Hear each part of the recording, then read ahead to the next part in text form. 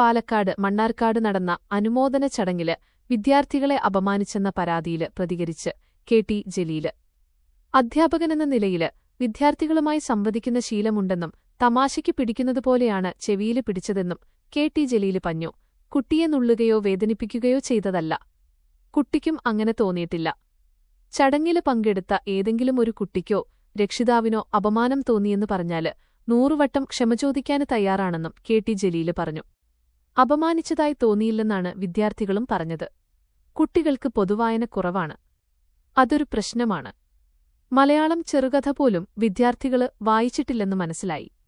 പാഠപുസ്തകം മാത്രമാണ് വായിക്കുന്നത്. ആ നിലയ്ക്കാണ് വിദ്യാർത്ഥികളുമായി സംസാരിച്ചത്. വിദ്യാർത്ഥികളുമായി സംവദിക്കുന്ന പരിപാടിയില് സദസ്സിനെക്കൂടി പരിപാടിയുടെ ഭാഗമാക്കുന്നത് എന്റെ രീതിയാണ്, കെ.ടി. ജലീല് പറഞ്ഞു. ഒരു അധ്യാപകനെ എങ്ങനെയാണോ അവരോട് കാര്യങ്ങള് പറയുന്നത്, അങ്ങനെയാണ് സംസാരിച്ചതെന്നും കെ.ടി. ജലീല് പറഞ്ഞു. പൊതുവിദ്യാഭ്യാസ സ്ഥാപനങ്ങളിലെ മക്കളെ പറഞ്ഞയക്കാവൂ. 21 ലക്ഷത്തോളം സന്തുഷ്ടരായ ഉപഭോക്താക്കളും 2 ലക്ഷത്തോളം തിമിര ശസ്ത്രക്രിയകളും പൂർത്തിയാക്കിയ മലബാറിലെ ഏക കണ്ണാശുപത്രി Al Salama high hospital, hospital road, Perinthalmanna. അവിടെ നിന്നാണ് മികച്ച വിദ്യാഭ്യാസം കിട്ടുന്നത്. കേരളം എന്നത് കാരളം എന്നെഴുതിയത് പിണറായി സർക്കാർ വന്ന ശേഷം സ്കൂളില് പഠിച്ച വ്യക്തിയാണോ? 9332 എന്നതിനു പകരം 9332 എന്ന് പറഞ്ഞയാള് നമ്മുടെ ഏതെങ്കിലും സ്കൂളില് 10 വർഷത്തിനുള്ളില് പഠിച്ച കുട്ടിയാണോ?